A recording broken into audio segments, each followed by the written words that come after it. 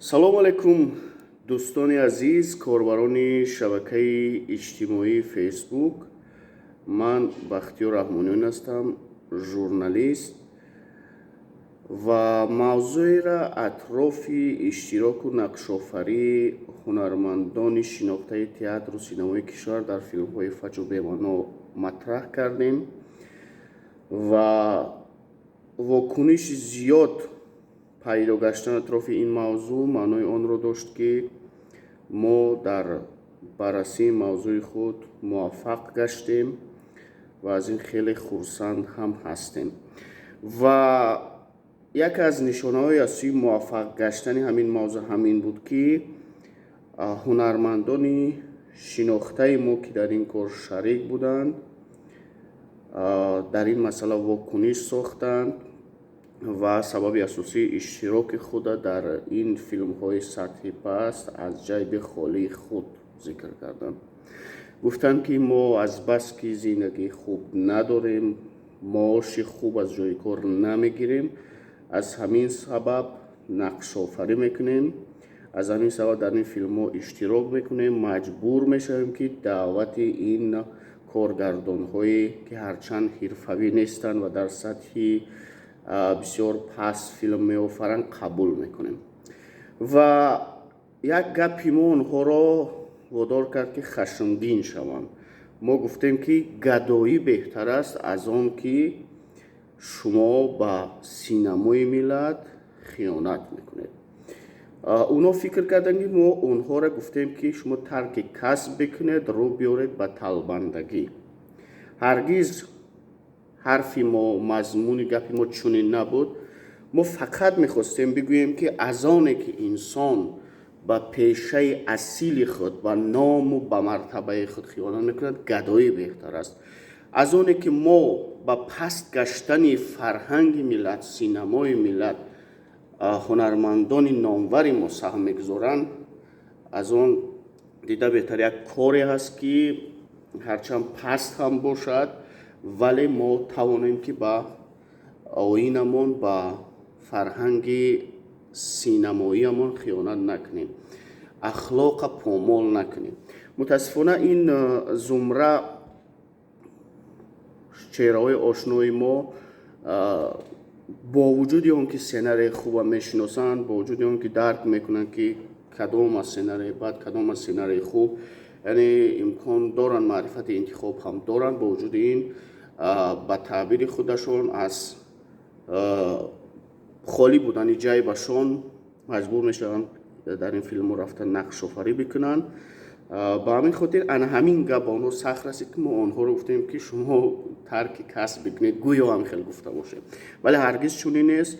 шумо як ашхоси эътироф гашта ҳастед ва метавонед ҳазорон нафара пушти худ раҳнамоӣ бисозед, баред пушти худ, вале имрӯз ҳазорон нафар нақшофарии шуморо дар филмҳои пучу бемаъно дида дунболи шумо мераванд ва фикр мекунанд, ки филм ҳамин аст, ки шумо мебозед, дар ҳоле ки шумо бояд нишон бидиҳед филмофарии асила, филмҳои асила, яъне ки одат бикунонед мардумро ба тамошои филмҳои хуб.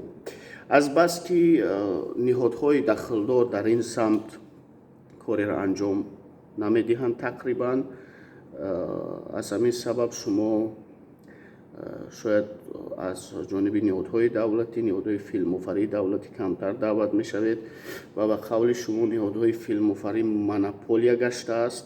аз ҳамин сабаб шояд шумо маҷбур мешавед, ки дар ин филмҳо нақшофарӣ бикунед, вале ҳаргиз набояд чунин бошад. дар ҳар вазъе ҳеҷ ҳунарманде ҳақ надорад, ки бигӯяд ман гушна ҳастам, бояд дар ин филмҳо нақшофарӣ бикунам.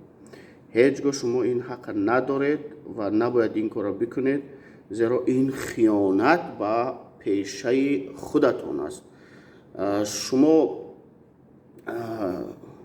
мано гуфтед, ки моро таҳқир кардед. шумо ман ҳаргиз кӯшиш накардам касеро таҳқир бикунам. дар асл чун баъди шунидани барнома дидам, ки шумо як нав нармтар ба ман сухан кардед, зеро воқеан ман фикр мекунам, ки дарди дили шуморо ба як наве гуфтам. من کوشش کردم منصفانه تحلیل بکنم این موضوع را، همه پهلوها را، مجرم نه تنها شما را بگویم بلکه مجرم آنهایی را بگویم که امروز درباره فیلم‌آفرینی ملی کمتر فکر میکنند، مبلغ را در جیب خود میزنند. به همین خاطر من کوشش کردم کسی از شما را نرنجانم و شما در مورد جیب خالیتان گفتید، ولی بعدی نشر برنامه، بعدی پخش برنامه از رادیو با من چندین نفر هنرمندان شناخته، کارگردانان شناخته زنگ زدند و گفتند که هرچند ما هم زندگی سخت داریم، در پایتخت صاحب خانه نیستیم، از راه دور می آییم به پایتخت برای کار، ولی هرگز قبول نمیکنیم که در این فیلم نقش‌آفرینی بکنیم، زیرا میدونیم که این کاهانیدن آبروی خودمون است، کاهانیدن آبرو و اعتبار سینمای تاجیک است. و حتی چندین همکسبان خودتان ناراضیانه از رفتار شما در این فیلم ها گفتند که این کار شما کاملا نادرست است و نباید شما دست به این کار بزنید. به هیچ وجه، به هیچ شکلی نباید کوشش بکنید که در این فیلم نقش بیافرید، زیرا شما که دوست داشته هستید، شما که عنواندار هستید و مردم شما را بیشتر باور میکنند و فکر میکنند فیلم همین است که شما نقش آفرینی میکنید. دیگر اینکه چرا اکثر دوستان با ما خشم گرفتن، با اون خاطر که شما واقعا دوست داشته هستید. وقتی که ما درباره شما سخن گفتیم، اونها برنامه را گوش نکرده و محتوای برنامه را نفهمیده فکر کردن که ما شما را تحقیر میکنیم. از همین سبب دوستان ما خیلی هاش شما را جانبداری کردند و سنگ ملامت رو بر سر ما زدن که تو چی کاری برای این ملت کرده ای همچون ژورنالیست؟ در جدای کسات ما شما را نمیشناسیم ولی این چهره شناس هستند، شما نباید اینها را تحقیر میکردید. ولی در اصل این تحقیر هم نبود و دوستانی در این مسئله ما را تحقیر کردند و حرفای بدی رو برای ما نوشتند که محتوای برنامه را نشنیدند کاملا.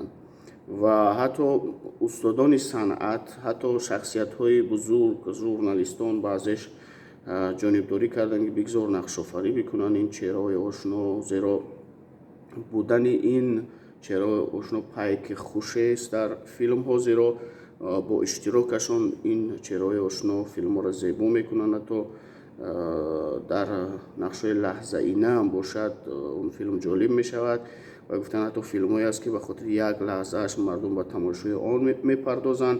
البته تا اندازه این حرفای شما درست است، ولی اشتراک در جایی که میدونید در آنجا با بنوار گرفتن آن فیلم جز خیانت به ساحه سینماگری چیزی دیگری نیست، هرگز حق نداری که این کار در حق فرهنگ و معنویات ملت بکنی. مخصوصا چهره های آشنا شما را بیشتر مردم باور میکنن، به شما بیشتر مردم اعتماد میکنن، مردم دنبال شما میروند چون شما دوست داشته هستید.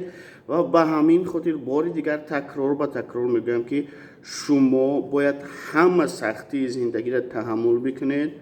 یک آدم فدایی در این شب روز در کار است که سختی های زندگی را تحمل بکند اما هنر خدا خور نکند.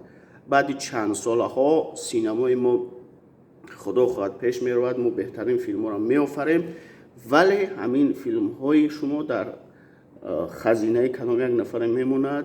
شما باید نقش آفرینی در کدام یک فیلم بزرگ باز هم شاهد میشه که شما در کدام یک سال چقدر در یک فیلمی بعد نقش آفرینی کردید که در اونجا نه فیلم زبان خوب داشت، نه نوار و نه کادر خوب داشت.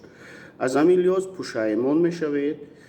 خواهش میکنم اگر تحملش دارید، اگر تحمل میکنید زندگی سخت به خاطر رشد هنر تاجیک، در این فیلم نقش آفرینی نکنید. از دوستانی که ما رو نادرست فهمیدن من میگویم که هرگز ما کسی رو تحقیر نکردیم.